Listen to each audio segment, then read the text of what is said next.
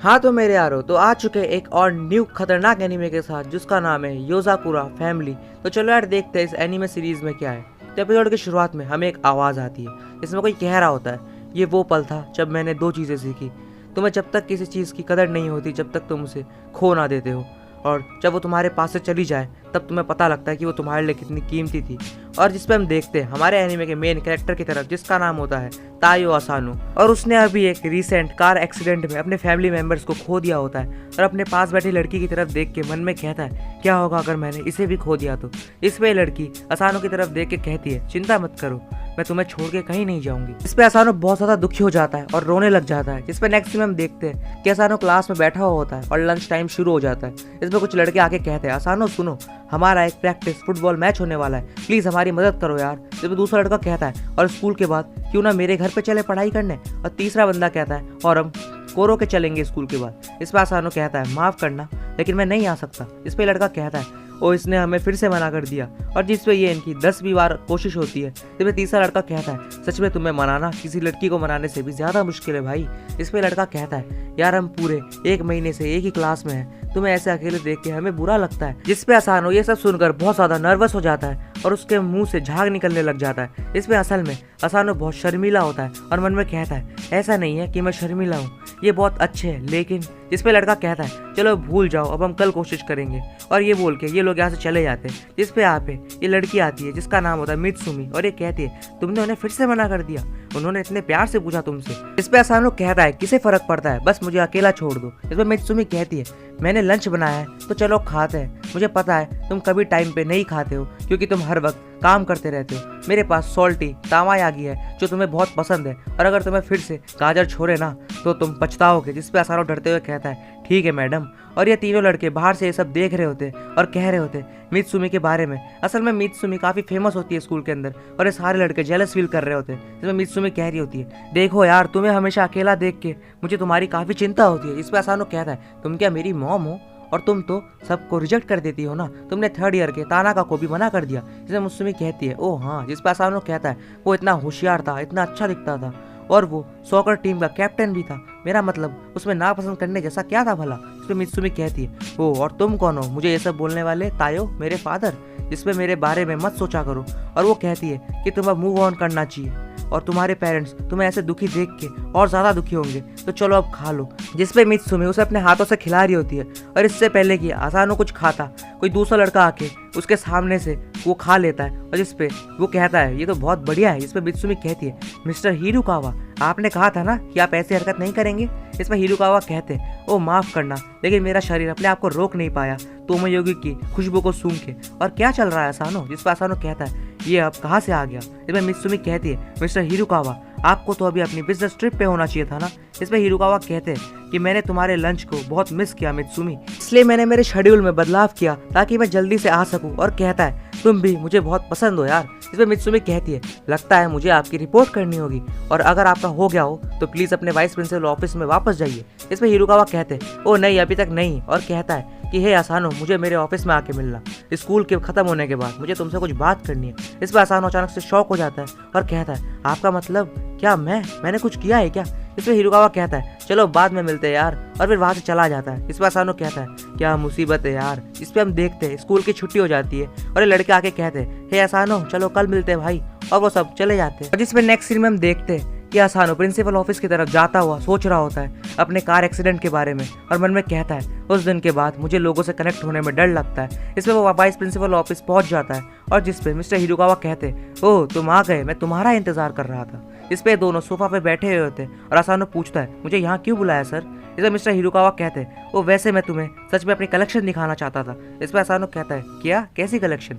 इसमें हिरुकावा दिखाते हैं ये देखो मेरी सीक्रेट कलेक्शन मित्सुमी के बारे में। और इसमें अपने फोन में मित्सुमी की फोटोज दिखा रहे होते और कहते मैं तुमसे पूछना चाहता था क्योंकि तुम उसके बचपन के दोस्त हो। इस पे असानो मन में सोचता है मुझे पता था कि मित्सुमी इनकी फेवरेट है लेकिन अब मुझे लगता है मुझे इन पे रिपोर्ट कर देनी चाहिए। जिसमें हिरुकावा कह रहा होता है कि असानो बताओ कौन सी पिक्स अच्छी है और ज्यादा पिक्स दिखाने लग जाता है। और जिसपे असानो मन में कहता है हाँ, एक टीचर भला ऐसी पिक्चर्स क्यों रखेगा। इसमें हिरुकावा और फोटो दिखा के कहता है, तुम देख सकते हो मैं मित्सुमी पे हमेशा से नजर रखा हुआ हूँ। मित्सुमी इतनी प्यारी है तो मैं उसे सबसे बचा के रखता हूँ और मेरी नजर हमेशा उस पे बनी हुई रहती है। और बोलता है, ये देखो वो 3rd ईयर का लड़का तानाका, वो मित्सुमी के काफी पास आने की कोशिश कर रहा था, तो इस पे मैंने उसे काफी प्यार से समझाया कि वो उससे दूर रहे और वो मान गया। इसमें हम देखते हैं कि हिरुकावा ने तानाका को बहुत बुरी तरीके से मारा होता है और असानो चौंक जाता है और हिरुकावा असानो के गर्दन पे चाकू रख के कहता है, हाँ तो असानो, मैंने इतने समय से तुम्हें नजरअंदाज किया क्योंकि तुम उसके बचपन के दोस्त थे, लेकिन अब चीजें बदल चुकी है। इस पर असानो सोच रहा होता है, मैं तो हिल भी नहीं सकता, अब मैं क्या करूँ, मित्सुमी खतरे में है। इसमें हिरुकावा कहता है, इसे पर्सनली मत लेना, सब बस मेरी छोटी बहन के अच्छे के लिए। इस पर असानो ये सुन के और चौंक जाता है और तभी यहाँ ये लड़की आ जाती है और हिरुकावा को कहती है, अब वही रुक जाओ। और तभी हम देखते हैं प्रिंसिपल रूम में एक रोशनी होती है और लड़की और असानो वहाँ से गायब हो जाते हैं। जब नेक्स्ट में हम देखते हैं कि असानो को होश आता है और वो बहुत से अजीब से लोगों को उसके आसपास देखता है। जिसपे मित्सुमी कहती है, तुम जग गए तायो। इस पे असानो अपने आसपास खड़े लोगों को देख के डर जाता है और पीछे आके कहता है, तुम लोग हो कौन यार। इसमें मित्सुमी कहती है, तायो सब ठीक है, ये देखो मैं यही हूँ। इस पे दूसरी लड़की कहती है, ननाओ तुम किसी भी तरीके से मात्सुमी के पीछे नहीं छिप सकते, समझे। इस पर असानो कहता है, मित्सुमी ये सब लोग कौन है यार। मित्सुमी कहती है, वैसे काफी लंबी कहानी है, लेकिन अभी के लिए मैं इन सबको तुम्हें इंट्रोड्यूस करवाती हूँ। और कहती है, ये सब मेरे भाई बहन है और ये है मेरी बड़ी बहन फुताबा और ये है मेरा बड़ा भाई शिंजू और ये है मेरी बड़ी बहन शियोन और ये केंगा और ननाओ और ये हमारा गार्ड डॉग गोलियत। और जैसा कि तुम देख सकते हो हम एक जासूस है और ये सब 10 साल तक तुमसे छिपाए रखना मेरे लिए काफी मुश्किल था। इस बार असानो कहता है, हे रुको, तुम मुझसे मजाक कर रही हो ना मात्सुमी, जैसा कि ये गन ये बस एक खिलौना है। और वहाँ पे पड़ी एक गन को उठाता है और फायर करने के बाद उसे पता लगता है ये तो असली है यार। और ये सब बोलते हैं जासूस होना तो काफी मामूली बात है। इसमें फुताबा कहती है, हाँ वो बात अलग है कि हमारा परिवार को रेटिंग मिली है 4.8 की। और ये सब सुन के असानो की हालत और खराब हो जाती है और केंगो कहता है, और हाँ हमारी पॉपुलैरिटी का एक और राज है, हमारे घर के सबसे बड़े बेटे जिनका नाम है क्यूचीरो और ये हमारे परिवार के सबसे बढ़िया जासूस है। और ये सब जानने के बाद असानो पूछता है, तो फिर आपके बड़े भाई ने मुझ पर हमला क्यों किया। जिसमें फुताबा कहती है, क्योंकि हमें कहीं से खबर मिली है कि कोई मित्सुमी को मारने की कोशिश कर रहा है और ये जानकारी हमें सोशल साइट से मिली है। इस पर असानो कहता है, रुको, मैं मित्सुमी के बारे में ऐसा कभी नहीं सोच सकता। इस पर असानो फुताबा के फोन में देखता है कि सोशल एप्स पे इनकी काफी सारे फॉलोअर्स है। और इसमें फुताबा कहती है, काफी वक्त पहले क्यूचीरो की वजह से मित्सुमी को काफी गहरी चोट आई थी। इसमें मित्सुमी के सफेद बाल उसी एक्सीडेंट की वजह से हुए थे और इस घटना के बाद सारा इल्जाम क्यूचीरो ने खुद पे ले लिया और वो मित्सुमी के लिए काफी ऑब्सेस्ड हो गया और उसने अपना नाम और जॉब दोनों बदल लिए ताकि वो मित्सुमी पे नजर रख सके। और उसके बाद उसने किसी को भी मित्सुमी के पास आने नहीं दिया और तुम्हें उसने इतने समय तक कुछ नहीं कहा क्योंकि तुम मित्सुमी के बचपन के दोस्त हो।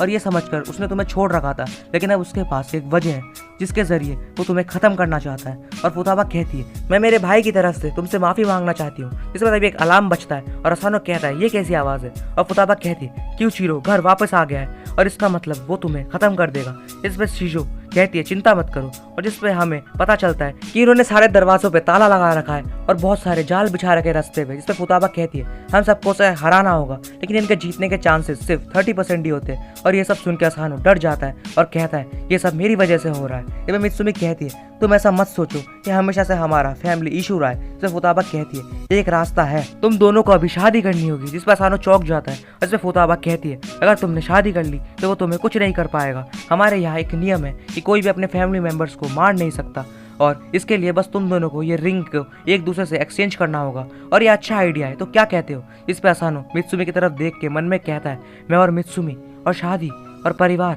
जिसपे वो अपने फैमिली के बारे में सोचकर डर रहा होता है। और जिसपे मित्सुमी कहती है, नहीं, मैं तायो से शादी नहीं कर रही हूँ क्योंकि मुझे पता है ये सब तुम सब हमारे लिए ही कर रहे हो। लेकिन असानो ने जब से अपनी फैमिली को खोया है वो बहुत दुखी है और वो लोगों से सही से बात भी नहीं कर पाता और अभी वो सदमे से बाहर भी नहीं निकला है, तो उसके साथ ऐसा करना सही नहीं होगा। तो वह फुताबा कहती है, मुझे माफ़ करना असानो।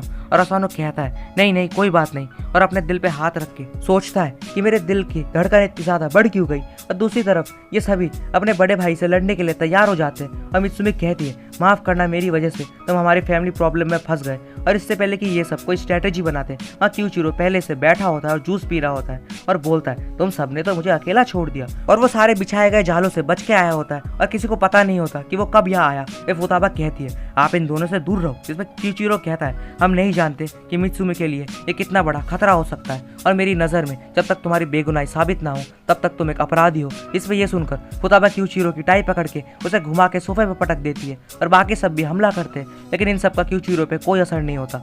जिसमें फिर अब क्यूचिरो ननाओ और शीशो पे हमला करके उन्हें दूर फेंक देता है और कहता है चलो भी मैं तुम सबसे लड़ना नहीं चाहता, बस उस लड़के को मेरे हवाले कर दो और अगर तुम नहीं करना चाहते। जिसपे वो हाथों में कुछ बड़े जाल निकाल लेता है और ये असल में उसकी एक तरह की पावर होती है, स्टील स्पाइडर, जो किसी भी चीज़ को काट सकती है। इससे फुताबा उसे लड़ने के लिए आगे बढ़ती है और कहती है मित्सुमी मैं थोड़ा समय निकालती हूँ, तब तक तुम असानो को लेकर यहाँ से भाग जाओ। और जिसपे वो क्यूचिरो के जालों से लड़ते हुए कोशिश कर रही होती है कि उसे हराए, लेकिन क्यूचिरो उसे आसानी से छत से बांध देता है और अबे देखकर केंगो मित्सुमी और असानो को यहाँ से ले जाता है। और इसके बाद शियोन अपने फोन से कुछ ड्रोन्स को यहाँ बुला लेती है और वो सारे ड्रोन्स क्यूचिरो को घेर के उस पर फायर करने लगते हैं। इसमें कमरे में काफी धुआं हो जाता है और दूसरी तरफ असानो कह रहा होता है हे क्या वो लोग ठीक होंगे। इसमें मित्सुमी कहती है चिंता मत करो, तुम्हें याद है ना मेरी बड़ी दीदी ने क्या कहा था, हम अपने फैमिली मेंबर्स को किसी भी हालत में नहीं मार सकते। इसमें केंगो कहता है चिंता मत करो और अब तुम्हें जाके कहीं छिपना होगा। इसमें दोनों असानो को एक सीक्रेट डोर के पीछे छिपा देते हैं और गेट बंद करने से पहले मित्सुमी कहती है चिंता मत करो